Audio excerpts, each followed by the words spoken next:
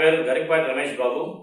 నేను 1972 సంవత్సరంలో శ్రీకాళహస్తిలో జన్మించాను. మా నాన్నగారు గరికపాటి రామచంద్రయ్య, మా అమ్మగారు గరికపాటి వనలక్ష్మమ్మ.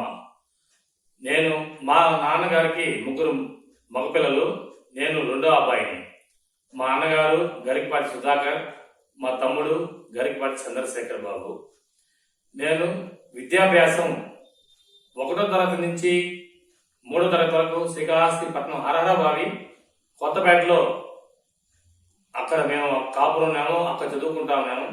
ఆ తర్వాత నగిరి వీధిలో మేము ఇక్కడికి వచ్చిన తర్వాత బాబుగహారం ప్రభుత్వ పాఠశాలలో 4వ తరగతి నుంచి 7వ తరగతి వరకు ఇక్కడ చదువుకున్నాను.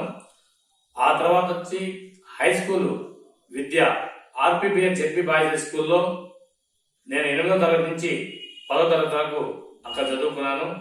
ఆ తర్వాత ఇంటర్మీడియట్, డిగ్రీ ఎస్పీ ఆర్ట్స్ కాలేజ్లో చదువుకున్నాను.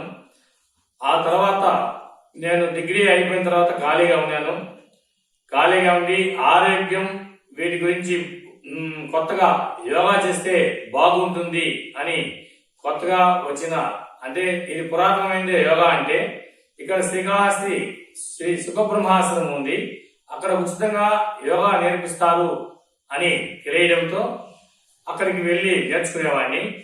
అక్కడ నేర్చుకుంటూ ఉంటే మా గురువు గారు ఇక్కడ కూడా యోగా పోటీలు కూడా ఏర్పాటు చేశారు తిరుపతి నుంచి వచ్చి. ఇక్కడ ఏర్పాటు చేసిన పోటీల్లో నేను ద్వితీయ బహుమతి సాధించాను. నన్ను చూసి అప్పుడు మా గురువు గారు, నువ్వు యోగాలో డిప్లొమా చేస్తే బాగుంటుంది అనేసి వారు చెప్పడంతో నేను తిరుపతిలోని యోగా పాఠశాలలో యోగా డిప్లొమా చేశాను సాంస్కృతిక విద్యాపీఠంలో. అక్కడ కూడా నేను ద్వితీయ స్థానం, అంటే 2nd క్లాస్లో ఉత్తీర్ణులైనాను. ఆ తర్వాత మా నాన్నగారికి సోడా అంగిడి, కూల్ డ్రింక్ షాప్ ఉండేది. నేను చదువుకున్న రోజుల్లో ఖాళీ సమయంలో నాన్నగారితో తోడుగా రామచంద్ర జ్యూస్ సెంటర్ అనేసి శ్రీకాళహస్తి పట్టణంలో ఉండేది. అక్కడే ఉంటూ వారికి తోడుగా ఉండేవాడిని. ఆ తర్వాత మా మిత్రుడి సలహా మేరకు, అతను రాయేశ్వరరావు న్యాయవాది, నువ్వు అనేక సేవా కార్యక్రమాలు ఇలాంటివి చేస్తుంటావు, నువ్వు లా చేస్తే కూడా బాగుంటుంది అనడంతో ఎస్వి లా కాలేజీలో లా పూర్తి చేశాను 2012లో. ఆ విధంగా నా జీవితం సాగేది. 1997 సంవత్సరంలో నాకు వివాహం అయింది. మా భార్య గరికపాటి వరలక్ష్మి, మాకు ఒక అమ్మాయి గరికపాటి జయశ్రీ. నేను చిన్నతనం నుంచి ఏదైనా సేవా కార్యక్రమాలు చేయాలనేసి ఆలోచనతో మేము 1995 సంవత్సరంలో నవభారత్ యువజ సంఘం స్థాపించి అనేక సేవా కార్యక్రమాలు, అంటే మేము అప్పుడు చిన్న వయసులో ఉండి ఎక్కడైనా సరే దేవాలయాల పరిసర ప్రాంతాల్లో జన్మభూమి అంటూ చుట్టుపక్కల ఉండే చెట్లు, ఆ చెత్త చెదారాలంతా పరిశుభ్రం చేసేదానికి, అదేవిధంగా పోలియో డ్రాప్స్ వేసేటప్పుడు దానికి సంబంధించి ప్రచారం చేస్తూ పోలియో 5 సంవత్సరాల లోపల పిల్లలు వేసుకోవాలనేసి వాటిని కూడా స్టాల్స్ లో మేము ఉండి చిన్నపిల్లలు ఎక్కడెక్కడ ఉన్నారో వారిని తీసుకొని వచ్చి వారికి పోలియో చుక్కలు వేయించడానికి కూడా మేము సహకరిస్తాము. అదేవిధంగా శ్రీకాళహస్తి పట్టణంలో నవభారత యువజన సంఘం వైపు నుంచి ప్లాస్టిక్ వాడకం వలన కలుగు అనర్థాలను పట్టణంలో ప్రచారం ద్వారా తెలియపరిచి, ప్లాస్టిక్ వద్దు, గుడ్డ సంచులే ముద్దు అని వినూత్నంగా దానికి కూడా కరపత్రాలు, దానికి చేతి సంచులు, గుడ్డ సంచులు, సెల్ ఫోను మోసేవారు ఈ చిన్న సంచిని ఎందుకు మోయలేకున్నారు అని ప్రజలకు తెలియపరుస్తూ వాళ్ళని విన్నవించుకుంటూ, ఇది ఒకరి వల్ల కాదు, ప్రతి ఒక్కరూ చేయగలుగుతూనే మనం పర్యావరణాన్ని కాపాడగలుగుతాము.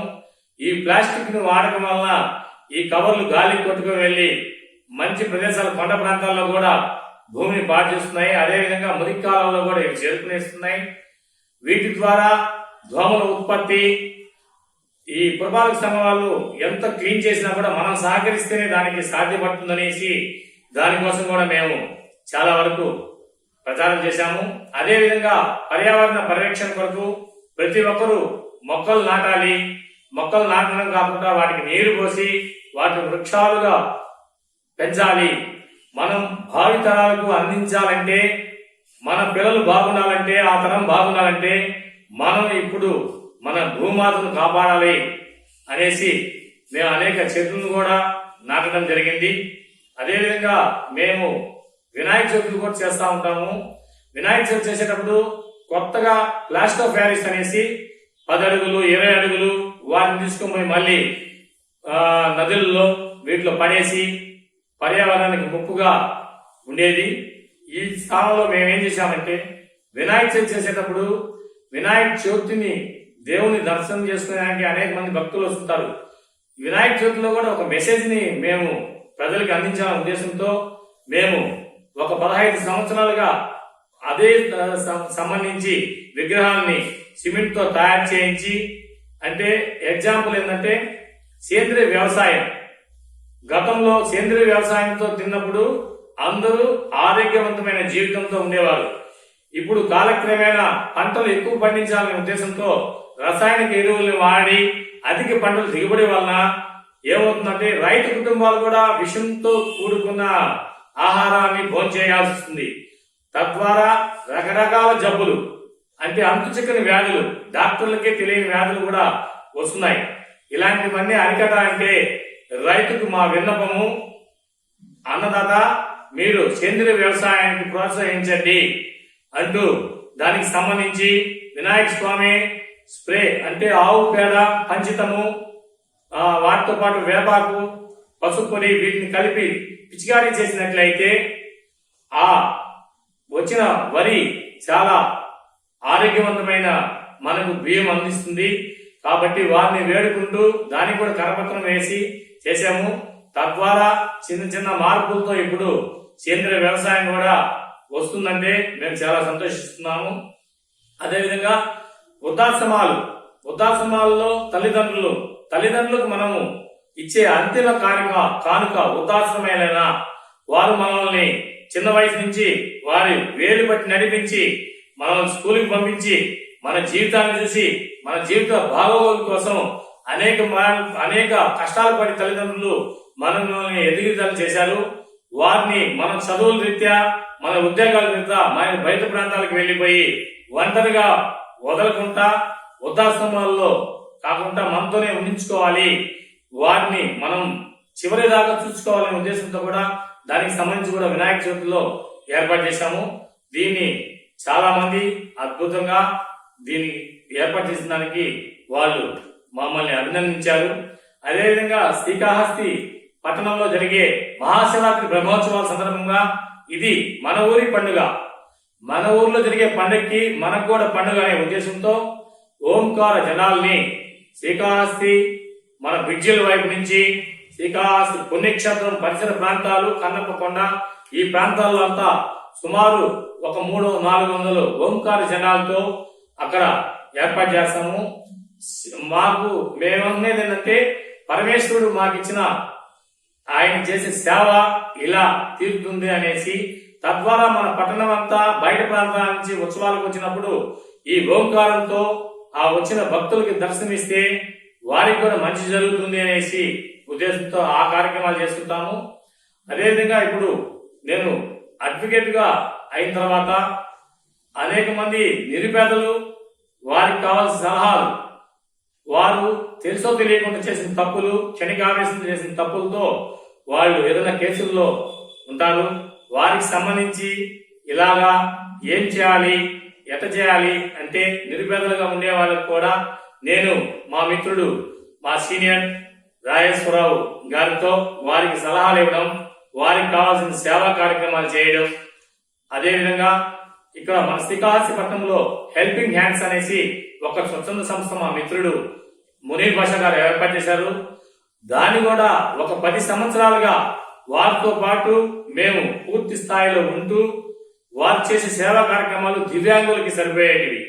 దివ్యాంగులు అంటే కూడా ఆర్థికంగా వెనుకబడి ఒక కుటుంబంలో దివ్యాంగుడు ఈ అబ్బాయి మనకి ఎందుకు పుట్టాడు, మనకి ఇంట్లో దండగా ఇలాంటి వాళ్ళని మనం ఏడ సాకేది అని ఉండే వారిని, నిరుపేద కుటుంబాల్లో పోయి అలాంటి వాళ్ళని సేకరించి దివ్యాంగులు, మానసికంగా వికలాంగులు, అనారోగ్యులుగా ఉండేవారికి చేసే సేవా కార్యక్రమంలో కూడా మేము ప్రతి నెల వారికి నిత్యావసర సరుకులు మునీర్ బాషా గారు పంచడానికి పూర్తిగా సహకరిస్తూ, తద్వారా వారి ఆలోచన మేరకు స్లమ్ ఏరియాల్లో కూడా వేరే వారికి ఉపయోగపడని వస్తువులు, అంటే ఎగ్జాంపుల్ మనకు బట్టలు చిన్నవైపోతాయి, వాటిని పడేయకుండా, అదేవిధంగా ఒక సైకిల్ తీసుకుంటాం మన పిల్లలకి, వారు పెద్దవాళ్ళు అవుతారు, దీన్ని ఇనప్సవాళ్ళకి పడేయకుండా, అది కొనుక్కోలేకుండా ఉండే నిరుపేదలు ఉండే వాళ్ళ చిన్నపిల్లలకి ఆట బొమ్మలు అయితేమి ఇలాంటివి వారికి ఇవ్వడం వాళ్ళ కళ్ళల్లో కలిగే ఆనందాన్ని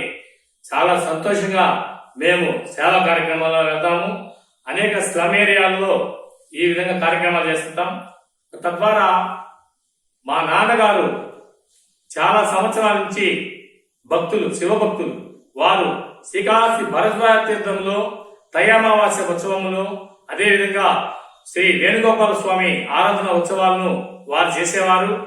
వారు చేస్తా ఉండేటప్పుడు మేము సహకరిస్తా ఉండి, అదే సాంప్రదాయం బద్ధంగా ఇప్పుడు తైయామావాస్యకు అక్కడికి విచ్చేసిన భక్తులతో పాటు అక్కడ చుట్టుపక్కల ఉండే ప్రాంతం యాత్రికులకు కూడా ప్రతి సంవత్సరం అన్నదాన కార్యక్రమాలు అక్కడ వచ్చిన భక్తులకు ఏర్పాటు చేయడం, అది పూర్వజన్మ సుకృతంగా మా అమ్మా నాన్నలు మాకిచ్చిన వరంగా ఆ అన్నదానాన్ని ఇప్పటికి కూడా కంటిన్యూ చేస్తున్నాము.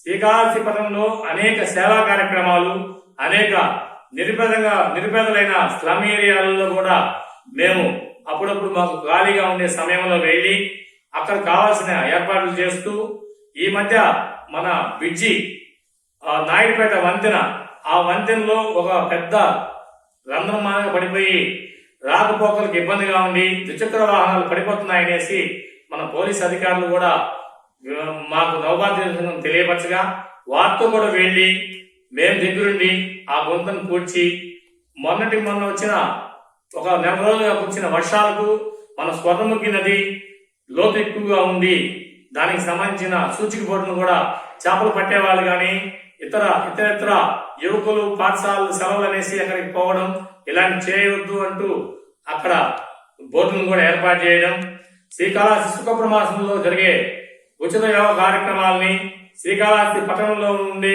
పరిసర ప్రాంతాల్లో ఉండే వారందరూ కూడా వచ్చి అక్కడ యోగా చేయాలి, ఉచితంగా మీరందరూ ఆరోగ్యంగా ఉండాలి అనే ఉద్దేశంతో దానికి సంబంధించిన బోర్డును కూడా శ్రీకాళహస్తి పట్టణంలో అక్కడక్కడ ఏర్పాటు చేసి ఇప్పటికి చాలా వందల మంది అక్కడ ఉచితంగా యోగా చేసేదానికి మా వంతు సహకరించి, వచ్చిన వారికి సర్టిఫికేట్లు కూడా మా నవభారత యువత సంఘం తరఫున ఇస్తూ వాళ్ళని ప్రోత్సహిస్తూ అనేక సేవా కార్యక్రమంలో నేను మా అమ్మా నాన్నల ఆశీస్సులతో ఈ విధంగా ముందుకు వెళ్తున్నాను.